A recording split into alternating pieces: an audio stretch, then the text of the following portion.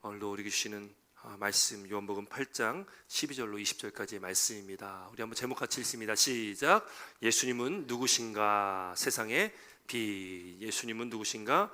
세상의 빛이시다. 오늘 함께 말씀의 은혜를 나누고자 합니다. 우리가 요한복음의 말씀을 특별히 계속 보고 있고요. 또 특별히 우리가 7개의 에고 에임이 나는 무엇이다 라는 에고 에임이라는 단어를 우리가 함께 나눴습니다. 예수님이 누구신가? 요한복음은 예수님은 누구시냐에 대한 그 답을 주는 말씀이 바로 요한복음입니다. 요한복음을 통해서 예수님은 누구시냐? 사도 요한이 이야기하는 예수님은 누구냐? 하나님의 아들이시고 하나님이시다라는 것을 우리에게 분명하게 말씀해주고 있습니다. 특별히 오늘은 예수님은 누구신가? 7개의 에고 에이미 중에서 두 번째 말씀, 예수님은 세상의 빛이다. 예수님께서 말씀하셨습니다. 나는 세상의 빛이다. 그래서 오늘 8장 12절에도 나오고 또 9장 5절에도 또 한번 반복해서 예수님께서 말씀하시는 거예요. 나는 세상의 빛이다라고 말씀을 하셨다라는 겁니다. 오늘 본문의 말씀이 나오는 지금 8장의 말씀을 볼 때에 우리가 7장의 말씀과 함께 이렇게 연관돼서 함께 또 말씀을 봐야 합니다. 7장 2절에는 이렇게 7장 2절의 말씀에 이렇게 말씀이 기록되어 있습니다. 7장 2절 말씀 제가 읽어드리면 유대인의 명절인 초막절이 가까운지라 이렇게 말씀하고 있습니다. 유대인의 명절인 초막절이 가까워왔다. 이 7장과 또 8장, 우리가 지난주 6장의 말씀을 나누었습니다. 6장의 말씀에 예수님은 생명의 뭐라고요? 생명의 떡이다라고 말씀을 나눴습니다. 6장의 말씀이고요. 오늘 이제 7장과 8장은 그때는 언제냐? 초막절이 가까운 때, 그 초막절에 있었던 일들이 기록되어 있습니다. 그래서 오늘 말씀을 우리가 잘 보기 위해서는 초막절에 대해서 우리가 좀 이야기를 좀 해야 됩니다. 여러분, 이스라엘 3대 절기, 명절 하면 혹시 기억나시는 게 첫 번째로 뭐가 기억나십니까? 첫 번째로 혹시 이스라엘 3대 절기, 우리 한국 사람이 추석과 설날만 기억하면 되지 뭐 다른 나라 명절 기억할 필요 있겠습니까? 제가 어렸을 때 주일학교 때 그 성경 시험 보면은 항상 등장했던 게 이스라엘 3대 절기는 뭐냐라는 말이 꼭 이렇게 문제 나오더라고요. 굳이 뭐 안 외우셔도 상관없지만 말씀을 좀 더 이해하시고 좀 더 우리가 말씀에 대해서 좀 더 그 배경을 좀 아시려면 요거 하나 기억해 주시면 참 좋습니다. 이스라엘 첫 번째 절기는 가장 중요하게 여기는 게 뭐예요? 유월절입니다. 유월절이라고도 하고 유월절이 지난 그 한 주간이 무교절이 되어집니다. 유월절과 무교절을 같이 이야기를 하는 게 첫 번째 가장 중요한 절기입니다. 이스라엘 백성들이 가장 중요하게 여기는 절기입니다. 또 하나 절기가 뭐냐면 이제 77절이다. 이 77절이니까 7749, 그게 오순절입니다. 오순절. 우리가 알고 있는 오순절, 성령 강림 사건이 있었던 그 오순절이 또 77절이 됩니다. 이제 마지막으로 하나가 있는데 그게 뭐냐면 이게 이제 오늘 본문에 나오는 초막절이라고도 얘기하고 또 장막절이라고도 이야기합니다. 또 수장절이라고도 이야기하는 거예요. 그 쉽게 이야기해서는 사실은 그 시절이 그때가 바로 추수감사의 때입니다. 모든 곡물들 다 수확하고서 감사하는 때, 그러니까 이스라엘 백성들의 추수감사 절기와 같은 때가 바로 이 수장절, 초막절, 또 이 수장절, 장막절이다라고 이야기하는 거예요.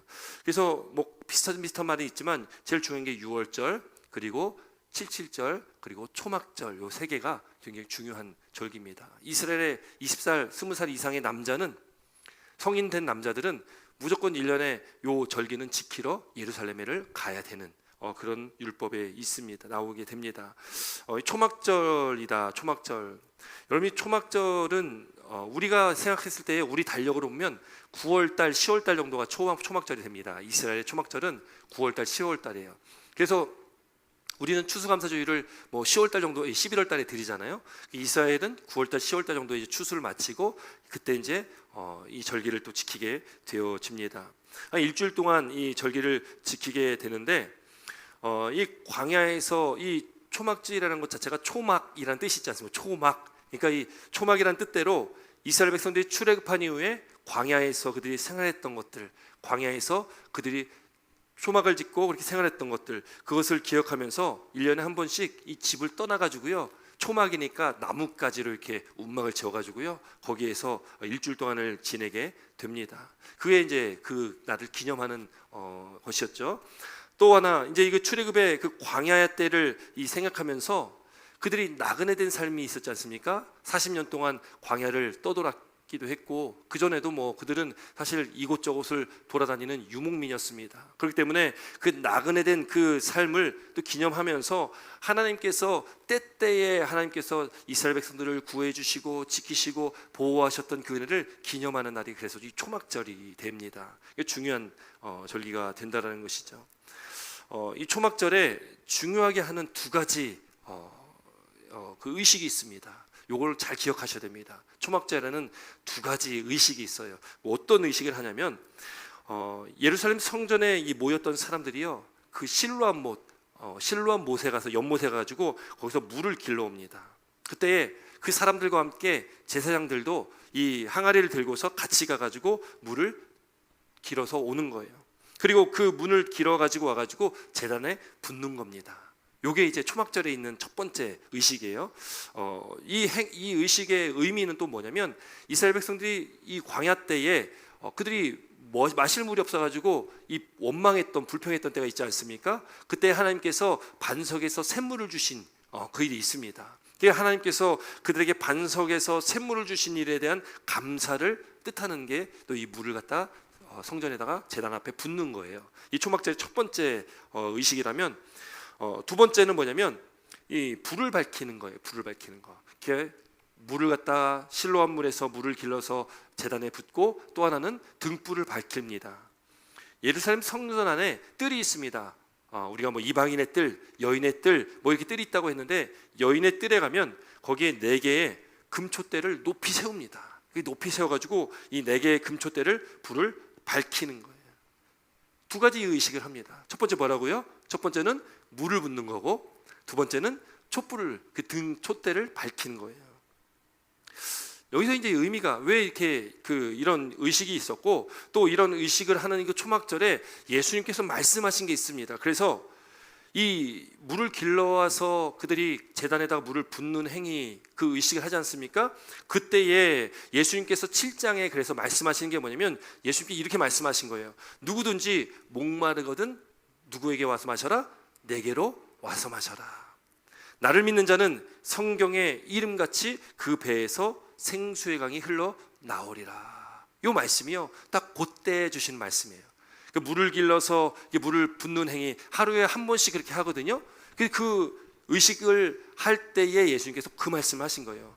생수가 누구에게서 흘러나오는 거예요? 예수님께로부터 나오는 생수를 말씀하고 있는 것입니다. 그리고 또 하나, 두 번째 그 의식이 바로 이 등을 밝히는 거잖아요. 등을 밝히는 건데, 그 등을 밝힌다는 의미가 뭐냐면, 하나님께서 천지를 창조하셨을 때 가장 먼저 하신 게 뭐예요? 가장 먼저 하신 거? 첫 번째 날에 빛이 있으라 하심에 빛이 있었고가 됩니다. 첫 번째 빛을 먼저 만드셨는데, 이것은 빛의 근원이에요. 아직 광명체들이 있는 빛이 아닙니다. 우리가 아는 달과 태양, 별빛 이런 건 넷째 날에 만들거든요. 첫째 날에 하나님께서 빛이 있으라 하심에 빛이 있었고, 넷째 날에 그 광명체들을 주시는 거예요. 그 근원의 빛이죠. 바로 이 불의 의미, 초막절에 그 등불을 밝히는 것이 바로 창조 때 하나님께서 빛을 창조하신 것을 의미하고, 또 이스라엘 백성들이 광야길을 걸 때 어떻게 하셨습니까? 낮에는 구름 기둥으로, 밤에는 불 기둥으로 지키셨다. 그 캄캄한 밤을 밝히셨던 하나님을 상징하면서 그 의식을 하는 거예요. 그때 하신 말씀이 뭐예요? 그때 하신 말씀이 이 초막절 마지막 날에 그 불을 밝히게 되어지는데, 그 초막절 끝날 무렵, 그 마지막 날에 불을 밝히는 그때에 하신 말씀이 바로 오늘 본문의 말씀인 거예요. 뭐라고요? 오늘 12절 말씀에 이렇게 기록하죠. 12절 말씀 함께 있습니다. 12절 함께 있습니다. 시작.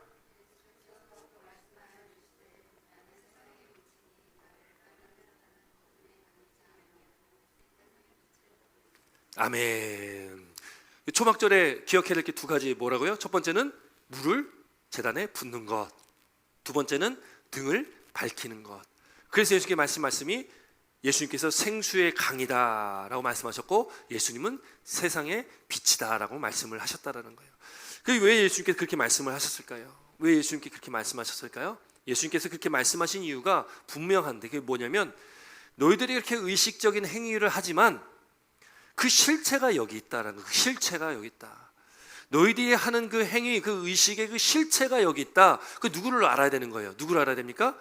그 실체 되시는 본체 되시는 예수님을 알아야 되는 거예요.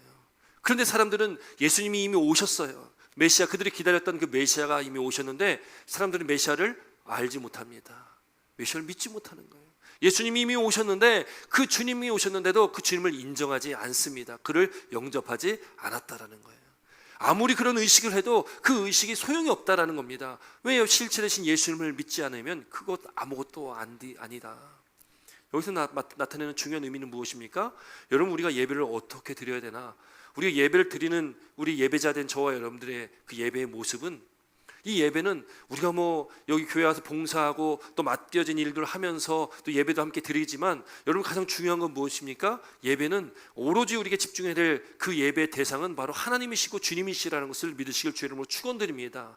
여러분, 다른 것이 아닙니다. 우리가 하는 모든 이 앞에서 하는 모든 행위들, 앉아서 예배하는 모든 행위는 오로지 주님께 집중하여서 주님만을 예배하는 것이 바로 우리의 그 예배자의 모습이라는 것을 기억해야 된다는 거죠. 다른 의식적인 것, 행위적인 것, 그런 것들은 다 그것이 본질이 아니다라는 거예요. 본질은 오직 예수 그리스도다. 그래서 누구에게 집중해야 됩니까? 오직 예수님께만 집중해야 된다. 우리 예배는 오늘 드리는 이 본 예배가 있지만 우리의 삶이 예배라는 것을 우리가 말씀을 많이 나눴습니다. 마찬가지로 우리 삶 가운데 우리가 집중해야 될 것은 우리 삶이 있지만 삶의 터전과 환경과 또 상황도 있고 여러 가지 일도 있겠지만, 그러나 우리의 삶의 목적, 그것은 바로 예수 그리스도께 우리가 집중하는 것입니다. 주님께 우리 모든 것을 드리고, 주님께서 나를 지으시고 이 땅 가운데 보내주시고 이 땅 가운데서 이 삶을 주신 그 목적을 반드시 깨닫고 주님의 그 목적대로 살아가는 것이 바로 우리가 그 본질을 깨닫고 살아가는 것이다 라는 것이죠. 여러분, 하루를 우리 모든 삶이 주님께 초점 맞춰주시길 주의 이름으로 축원드립니다. 그 삶이 바로 주님이 기뻐하시는 삶이십니다. 그 삶이 바로 하나님 마음에 합한 자의 삶을 살아가게 된다는 것을 믿으시길 바랍니다. 여러분, 오늘 초막절에 예수님께서 말씀하시는 거예요. 내가 세상의 빛이다. 나를 따르는 자는 어두움에 다니지 않고 생명의 빛을 얻게 된다.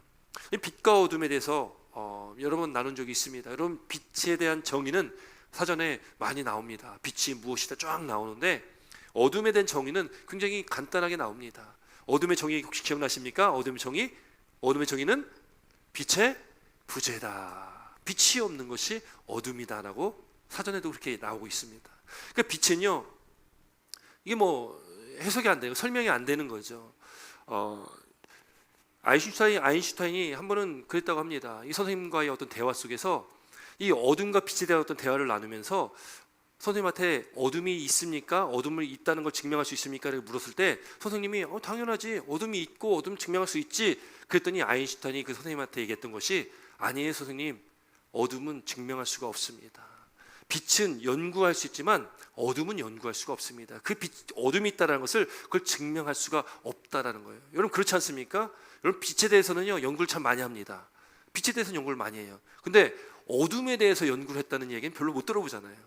그러니까 어둠은 뭔가 우리가 연구를 해서 증명을 해낼 수가 없다라는 거죠. 어둠은 그저 빛이 없는 것이 어둠이다라는 것입니다. 빛이 없는 것이 어둠이다. 하나님께서요 천지를 창조하실 때에, 그때 창세기 1장 1절의 말씀 보면 이렇게 기록됩니다. 1장 2절에 보니까 땅이 혼돈하고 공허하고 흑암이 깊음 위에 있다. 흑암이 깊음 위에 있다. 그 당시에는 이 세상에 빛이 없었을 때입니다. 근데 그 빛이 없던 그 땅 가운데 하나님께서 빛이 있으라 하심에 빛이 있게 되어지는 거예요. 여러분, 그 빛이 어디서 나타난 빛이겠습니까? 여러분, 빛이 어디서 나타난 빛일까요? 여러분, 우리는 빛이 어디서 나타납니까? 빛이 어디서 나타나죠? 빛은 태양을 통해서 우리가 빛을 얻게 되잖아요. 그렇지 않습니까? 태양을 통해서 우리가 빛을 받잖아요. 달도 밤에 나가면 달도 빛나지만 사실 달이 스스로를 빛내지 못하잖아요. 태양이 빛내는 그 빛을 받아서 달이 빛나는 거지, 달이 스스로가 빛나지 않습니다. 결국 태양이 없으면 빛이 있습니까? 없습니까? 광명체가 없어지는 거잖아요. 태양이 없으면 달빛도 없어지는 거고요. 물론 별빛은 있겠죠. 멀리서부터 오는 별빛이 있겠죠. 하나님께서 빛을 창조하신 첫 번째 날에 빛이 있으라 하심에 빛이 있었고, 이 빛은 광명체의 빛이 아니라 빛의 근원 대신 하나님께서 비춰주시는 그 빛 아니겠습니까? 그게 근원이 되는 빛인 거죠. 어떤 광명체의 빛이 아니라 어떤 걸 밝혀서 어떤 광명체에서 나오는 빛이 아니라 빛의 근본이 되시는, 그러니까 하나님은 빛이시라라고 요한일서에 말씀하고 있어요. 하나님은 빛이시다. 빛의 근원은 누구예요? 하나님이신 거예요. 그럼 첫째 날에 창조됐던 그 빛은 하나님께로부터 비춰진 빛을 말하고 있습니다. 하나님께로부터 비춰진 빛. 그 광명체를 넷째 날에 광명체들 해와 달과 별들을 만드시고 그것을 비추시고 밤과 낮을 나누신 것이 넷째 날이다. 여러분, 그래서 저도 이제 우주에 참 이렇게 많이 이렇게 관심 갖고 살아가고 있는데, 우주가 처음 이렇게 시작했던 그 시점을 이야기하는 이론이 있지 않습니까? 그걸 뭐라고 합니까? 우리가 빅뱅 이론이라는, 들어보셨죠? 가수 빅뱅이 아니라 빅뱅 이론이 있지 않습니까? 그러니까 빅뱅 이론이라는 것이 이제 우주가 언제 시작했냐? 그 진화론자들이 그 연구하는 사람들이 이야기하는 것이 뭐냐면 137억 년 전에 어떤 한 점에서 어떤 연유에서 했는지 모릅니다. 왜 그렇게 됐는지 모르겠는데 어떤 한 점에서 그 모든 에너지가 폭발하면서 시작한 것이 빅뱅이다. 그래서 이제 우주가 그렇게 시작을 했다라는 거죠. 그건 뭐 밝혀낼 수 없는, 이건 하나의 그냥 가설이고 이론이라는 거예요. 그래서 인류는요, 우주가 어떻게 시작됐는지에 대해서 굉장히 궁금해합니다. 처음 우주가 시작했을 때 그때 어떠한 일이 있었나를 굉장히 궁금해해서 인류는 어떻게 합니까? 만원경을요 우주로 보내는 거예요. 그래가지고 우리가 잘 아는 허블 만원경이라고 우주에 큰 만원경이 있었는데 그게 벌써 이제 몇십 년 지나니까 이제 쓸 수가 없어서 2021년에 12월 25일 날 우주 만원경을 하나 또 보내게 됩니다. 그 보내는데 예산이 한 13조 원이 들었대요. 그 우주 만원경을 보내가지고요, 그걸 띄워서 그 우주 만원경을 통해서 이제 우주를 보게 되어지는데, 그 우주 만원경의 이름이 제임스 웹 우주 만원경이거든요. 근데 그 만원경이 임무가 그겁니다. 원시 우주가 어떻냐, 원시의 우주가 어떨 건가, 어땠는지를 그걸 한번 밝혀보고자 하는 그런 목적을 띠고 임무를 띠고서 지금 우주상에 떠 있는 게 바로 제임스 웹 우주 만원경입니다. 이게 이제 너무 기술이 발달되다 보니까 이 우주 만원경이요 참 많은 멀리 있는 것들을 이렇게 많이 보는 거죠. 그래서 그 많은 은하들도 이렇게 막 보면서 그 은하를 보다 보니까 이 은하가 뭐 우주가 그 빅뱅 폭발한 지 그래도 초기에 만들어진 은하 같다라고 하면서 뭐 한 번은 이렇게 뉴스에 또 크게 나온 적이 있었습니다. 그런데 여러분, 재밌는 거는 그렇게 지나가고서요 그것도 그게 확실하지가 않다라는 거예요. 그러니까 여러분, 인류가 아무리 과학이 발달해도 우주에 대해서, 우주가 어떻게 시작하고 그것이 어떻게 이렇게 우주가 이렇게 지금 광활한, 우리가 상상할 수 없는 이런 엄청나게 넓은 우주가 됐는지를 인간이 이건 연구를 할 수가 없다라는 거예요. 우주가 팽창한다고 얘기했잖아요. 우주가 이렇게 점점 팽창하고 있는데 팽창하는 속도가요 빛의 속도보다 더 빠르다는 거죠. 그러니 여러분, 인간이 어떻게 그거를 연구해가지고 알아낼 수 있겠습니까? 아무리 우리가 과학기술이 발달해도 그 시작을 발견할 수가 없는 게 바로 우리 현실이라는 것이죠. 근데 이 빅뱅 이론을 이렇게 보면서 저는 뭐 물리학도 모르고 그런 우주에 대해서도 뭐 이론적으로 이렇게 잘 알지 못하다 보니까 정확히는 알 수 없겠지만, 그러나 저는 이런 빅뱅 이론을 이렇게 보면서 그 태초에 있었던 한 점에서의 폭발, 한 점에서 어떤 빛, 그 빛은 하나님의 빛 아닐까라는 걸 생각을 해봅니다. 그건 제 생각이죠. 여러분, 어쨌든 여러분, 하나님께서 우리는 창조의 태초에 하나님께서 천지를 창조하신 창세기 1장 1절의 말씀을 믿습니다. 그래서 태초에 하나님께서 빛이 있으라 하심에 빛이 있었다라는 그 말씀을 우리가 믿습니다. 빛의 근원은 하나님이시고 빛의 시작도 하나님이시다라는 것을 저도 믿고 우리 성도님들도 믿으실 겁니다. 여러분, 그렇기 때문에 빛의 근원은 오직 하나님이시다, 하나님께서 그 빛을 우리에게 비춰주셨다라는 것을 믿으시길 주 이름으로 축원드립니다. 여러분, 그래서요 이 요한복음, 우리가 첫 번째 요한복음을 말씀을 나눌 때 1장에서 말씀 나눈 것처럼 태초에 말씀이 계셨고 말씀이 하나님과 함께 계셨고 그 말씀은 곧 하나님이시다라고 말씀을 나누면서 태초에 하나님과 함께 계셨던 그 말씀, 그분은 참빛이시다. 그래서 요한복음 1장 9절에 참빛 곧 세상에 와서 각 사람에게 비추는 빛이 있었나니, 참빛이라고 표현하니까요 이 빛은 근원의 빛입니다. 바로 우리를 비춰주시는 하나님의 그 빛이요, 바로 예수 그리스도가 그 참빛 되시는, 오늘 본문 12절에는 생명의 빛이라는 그 빛이 됨을 믿으시길 주 이름으로 축원드립니다. 여러분, 태초부터 있었던 빛입니다. 그 안에 1절 요한복음 1장 4절 말씀 보니까 그 안에 생명이 있다라는 거예요. 그 빛 안에 생명이 있다라는 거예요. 그 안에 생명이 있고 이 생명은 사람들의 빛이다라고 말씀합니다. 여러분, 우리에게 생명을 주신 것은, 우리가 영원한 생명을 갖고 살아가는 것은 그 빛이 우리 가운데 비춰줬기 때문에 우리가 영생을 우리가 소망하고 우리가 장차 그 영생의 복을 누리게 된다는 것을 믿으실 주 이름으로 축원드립니다. 여러분, 우리에게 빛이 그렇게 중요한 거예요. 빛이 비추지 않으면 안 된다는 것입니다. 참빛이, 이 세상에 온 그 참빛이 저와 여러분들을 비춰주셨다니 여러분, 그것이 얼마나 큰 은혜입니까? 우리가 그 빛을 받았다는 것. 그런데 안타까운 것은 무엇입니까? 이 땅에 그 참빛이 오셨는데, 예수님께 이 땅에 오셨는데 자기 백성들이 영접하지 않았다. 자기 백성들이 영접하지 아니했다라는 거예요. 요한복음 3장에 보면 또 이런 말씀이 기록되어 있습니다. 요한복음 3장 19절부터 말씀 보면은 빛이 세상에 왔다. 빛이 세상에 왔는데, 예수님께서 세상에 왔는데 사람들이 자기의 행위가 악함으로 빛보다 어둠을 더 사랑했다라는 거예요. 사람들이 악하기 때문에 빛보다 어둠을 더 사랑했다라는 거예요. 그래서 사람들은요, 어둠의 길을 더 좋아합니다. 여러분, 그래서 우리가 어둠이라는 것을 우리가 다른 말로 바꾸면 악이라고 표현할 수도 있겠죠. 여러분, 사람은, 또 저와 여러분들은 그 죄의 속성 가운데 여러분 악한 자리에 있는 것을 우리 은연중 그걸 좀 즐겨합니다. 그래서 우리는 은밀한 어떤 죄들, 남이 모르는 어떤 죄들을 짓고 살아갈 수도 있다라는 거예요.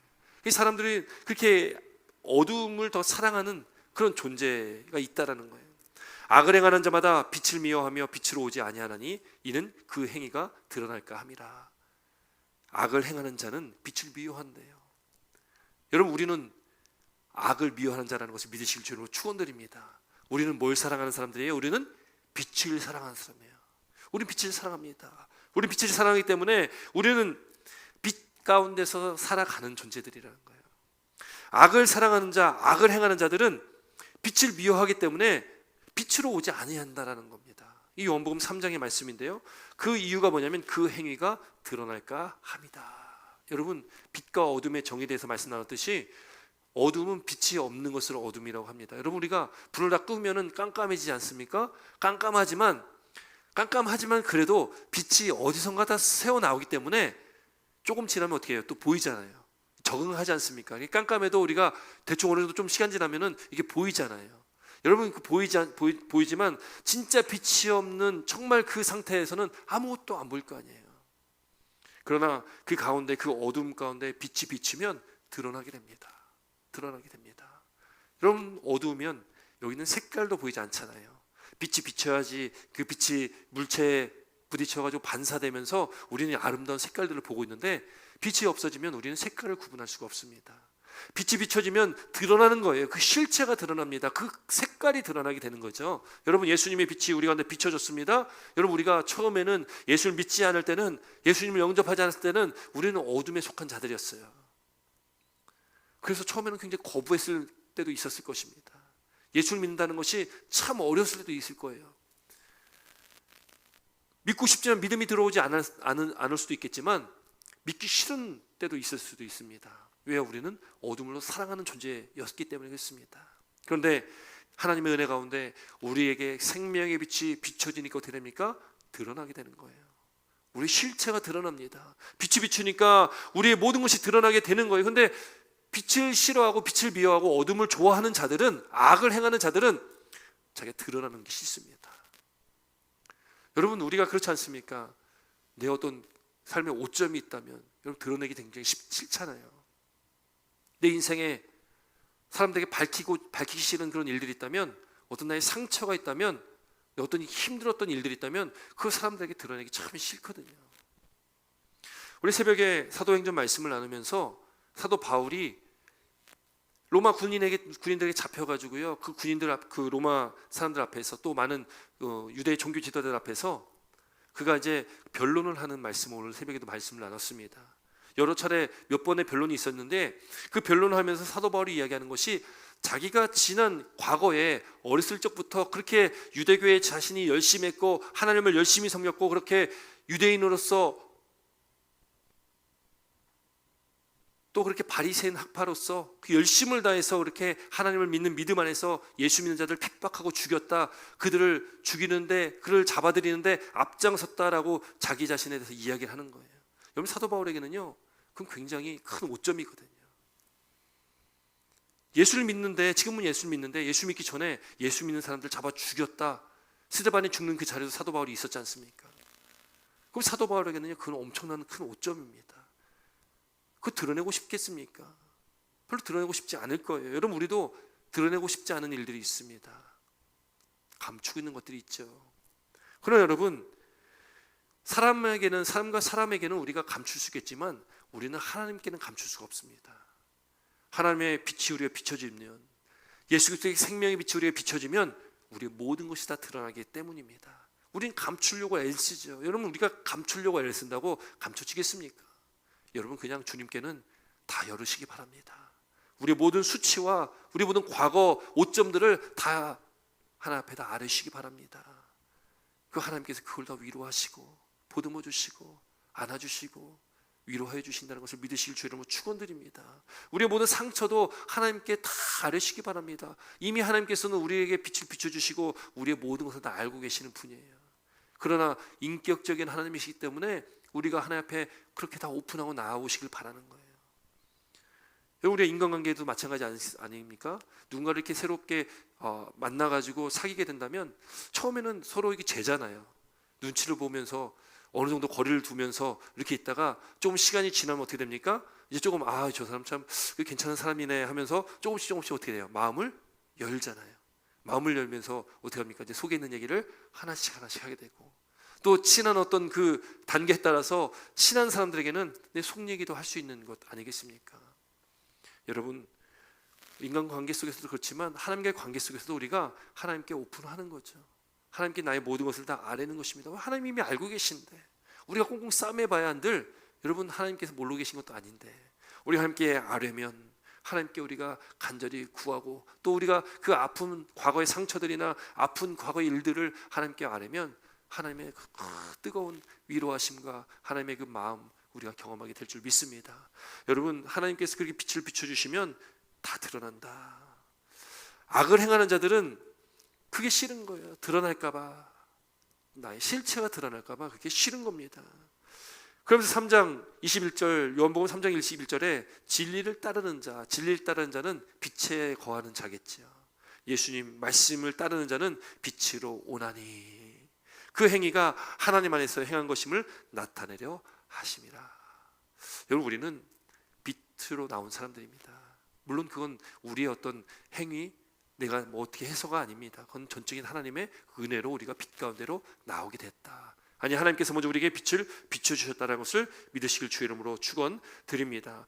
그래서 요한 1서의 말씀 보면 1서 1장 5절부터 7절까지 말씀 보면 거기에 이제 하나님과의 사귐이란 그 단어가 나오는데, 그 하나님과의 사귐이 있는 그것이 뭐냐면 우리가 그 빛 가운데 행하는 것이 바로 하나님과의 사귐이 있는 것이다. 우리가 빛 가운데 행하는 것이 바로 그 하나님과의 관계 안에 있는 것이다라고 말씀을 하고 있는 거예요.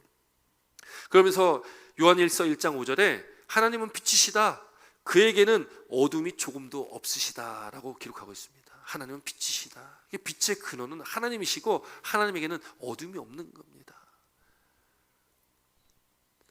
우리가 하나님과 사귐이 있다고 하고 어둠에 행하면 거짓말하고 진리를 행하지 아니합니다. 그러니까 우리는, 여러분, 이제 어둠을 싫어하는 사람들입니다. 죄를 싫어하는 사람이 된 거예요. 죄 가운데 있는 사람들이 아닙니다. 물론 우리가 매일 하루하루 삶을 살아가면서 죄를 안 짓고 살아갈 수는 없습니다. 그러나 이제 우리가 하나님의 빛이 비친 우리는 죄를 대하는 태도가 달라지는 거죠. 죄를 대하는 태도가 달라진다는 것이 무엇입니까? 이제 우리가 죄를 싫어하는 겁니다. 죄를 미워하는 겁니다. 물론 우리가 연약하기 때문에 또 죄에 또 걸려 넘어질 수 있습니다. 습관적인 죄에 또 걸려 넘어질 수 있습니다. 그러나 다시 그 죄를 짓지 않기 위해서 우리는 애씁니다. 그 죄와 싸우게 됩니다. 죄를 미워하게 된다는 거예요. 그게 달라진 거 아니겠습니까? 여러분, 우리는 죄를 미워해야 됩니다. 왜냐하면 하나님께는 어둠이 없는 분이기 때문에 하나님 앞에 우리가 죄를 가지고서 나아갈 수가 없다라는 것입니다. 그래서 자주 말씀드리는 것이 바로 회개의 삶을 살아야 된다. 날마다 우리는 회개의 삶을 살아가야 된다라는 것이죠. 그가 빛 가운데 계신 것 같이 우리도 빛 가운데 행하면 우리가 서로 사귐이 있고 그 아들 예수의 피가 우리를 모든 죄에서 깨끗하게 하실 것이요. 우리가 빛 가운데 하나님께서 빛 가운데 계신 것처럼 하나님 빛의 본체 빛의 근원이신 것처럼 우리가 그 빛 가운데 우리가 하나님 안에서 우리가 예수 그리스도 안에서 우리가 행하면 우리가 살아가면 우리가 서로 사귐이 있다. 하나님과의 사귐이 있고요. 또 빛 가운데 행하는 저와 여러분들 우리 성도들 간에 사귐이 있게 되어지고요. 아들 예수 그리스도의 피가 우리의 모든 죄에서 우리를 깨끗하게 하신다. 여러분 그래서 우리가 빛 가운데 거해야 됨을 믿으실 줄 여러분 축원드립니다. 그 생명의 빛이 그래서 우리에게 비춰주셨다. 예수님은 생명의 빛이다라고 우리에게 말씀하고 있습니다. 여러분 에베소서 5장의 말씀 그래서 너희가 전에는 어둠이었더니 우리가 전에는 어둠이었습니다. 그러나 이제는 주 안에서 빛이라. 이거 우리에게 말씀하신 거예요. 이거 우리가 뭐라고요 이제? 우리가 빛이에요. 빛. 그러나 이 빛은 우리 스스로가 바라는 것이 아닙니다. 이거는 하나님께서 주님께서 우리에게 비춰주신 빛입니다. 그 빛을 우리에게 비춰주셨기 때문에 우리가 주 안에서 빛이 될 수 있는 거죠. 주님 안에서 빛이 되는 겁니다. 주님 밖에서 빛이 될 수가 없다라는 거예요. 주님 안에서 빛 되시길 바랍니다. 그 빛 가운데 사시길 바랍니다. 그래서 에베소 5장에는 우리에게 말씀하고 있는 게 뭐예요? 우리에게 권면하는 게 무엇입니까? 빛의 자녀들처럼 행하라.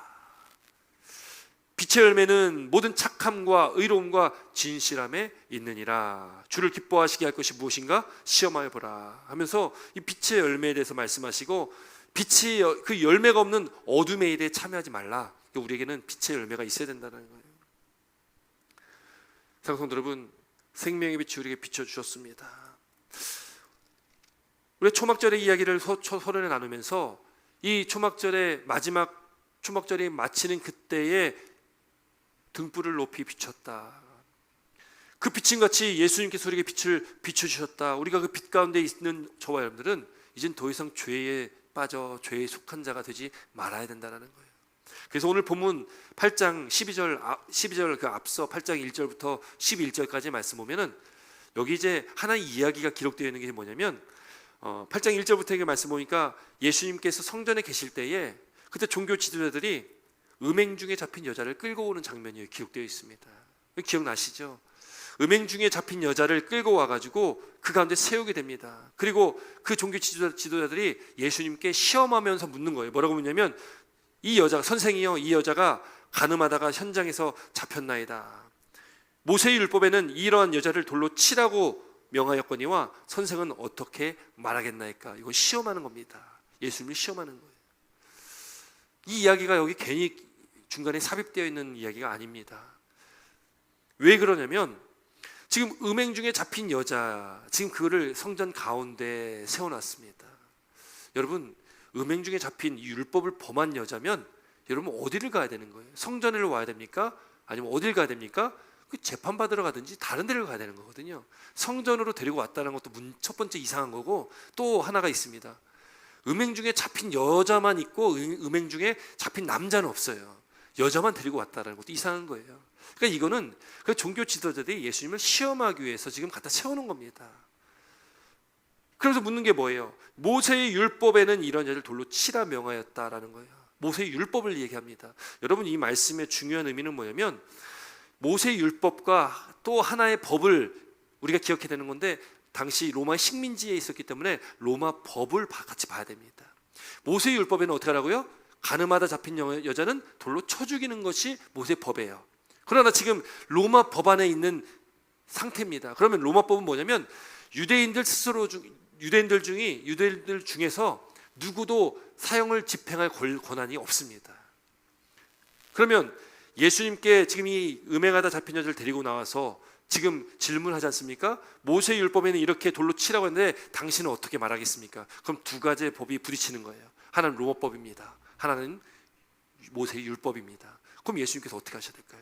둘 중에 하나를 선택해가지고 그럼 율법이 이렇게 나왔으니까 돌로 쳐 죽이십시오 하면 어떤 법을 범하는 거예요?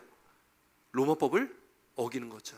그러면 그 빌미가 돼서 로마법의 빌미가 되기 때문에 그걸 예수님은 신고할 수 있는 거죠. 그러면 로마법을 따라서 죽이지 말아야 됩니다. 돌로 치면 안 됩니다 하면 어떻게 됩니까? 모세의 법을 어기게 되는 거예요. 이 로마법과 모세 율법 사이에서 예수님에게 지금 시험하고 있는 겁니다. 이거 굉장히 어려운 시험이죠. 예수님께서 어떻게 하십니까? 여러분, 예수님께서요, 땅에다가 손가락으로 글씨 쓰셨잖아요. 쓰시고서 예수님께서 뭐라고 말씀하십니까? 너희 중에 죄 없는 자가 먼저 돌로 쳐라. 너희 중에 죄 없는 자가 돌로 먼저 쳐라. 여러분, 기가 막힌 대답입니다. 이거는. 로마법과 모세 율법 사이에서 어떠한 대답을 할까? 사람들은 귀를 기울이고 있었겠죠. 하나만, 어느 쪽에 하나만 대답하면 예수님은 딱 걸려 넘어지게 되는 겁니다. 근데 예수님은 두 법을 얘기하지 않습니다. 너희 중에 죄가 없는 자들이 먼저 돌려 쳐라. 그리고 몸을 굽혀서 손가락에 땅에다가 또 글을 쓰십니다. 그렇게 글을 쓰시고 그 다음에 나타나는 현상이 무엇입니까? 거기에 있던 모든 사람들이 한 명씩 한 명씩 다 돌아가게 되는 거예요. 나중에 누구 남았습니까? 여자와 예수님만 남게 되어지는 거예요. 그때 예수님께서 여자에게 묻습니다. 8장 10절 말씀 보니까 여자여 너를 고발하던 그들이 어디 있느냐? 너를 정죄하는 자가 없느냐? 이 여자가 대답합니다. 주여 없나이다. 그때 예수님께서 하신 말씀이 뭐냐면 나도 너를 정죄하지 않으니 가서 다시는 죄를 범하지 말라, 이렇게 말씀하시는 거예요. 여러분, 이 여자에게요, 예수님께서는 뭐 죄를 묻지 않으셨습니다. 그런데 예수님께서 나도 너를 정죄하지 않으니 가서 뭐 하라고 했습니까? 다시는 죄를 짓지 말아라라고 말씀하시는 거예요. 여러분, 우리가 이제 빛의 자녀입니다. 생명의 빛이 우리에게 비춰졌습니다. 그러면 우리가 살아야 할 삶은 어떤 삶입니까? 우리에게는 삶은 빛 가운데 행하는 우리의 삶은 다시 죄를 짓지 않는 삶입니다. 다시 죄를 짓지 않는 삶입니다. 이제는 어둠 가운데 그 죄 가운데 사는 삶이 아니라 이제는 빛 가운데서 예수님의 말씀, 하나님의 말씀에 따라서 우리가 살아가야 된다는 것을 믿으실 주의 이름으로 축원드립니다. 그 생명의 빛이 우리에게 비춰졌기 때문에 그 빛 가운데 있는 우리가 장차 우리는 하나님 앞으로 나아갈 수 있게 되었다는 것을 믿으시기 바랍니다. 죄가 있는 상태로 우리가 하나님 앞에 나아갈 수가 없지만 예수님의 생명의 빛이 우리가 비춰졌고 그 생명의 우리 가운데 비춰짐을 통해서 예수님의 그 피가, 십자가의 피가 우리 죄를 사하여 주셨기 때문에 우리가 하나님 앞에 나아갈 수 있는 존재가 됐다는 것, 우리가 그 은혜를 기억하시며 살아가시기를 주의 이름으로 축원드립니다. 나는 생명의 빛이다. 그 빛이 저와 여러분들에게 비춰졌다는 것을 믿고 그 은혜 가운데 살아가셔서 남은 한 주간의 삶도 승리하시는 저와 여러분 되시기를 주의 이름으로 축원드립니다. 기도드리겠습니다.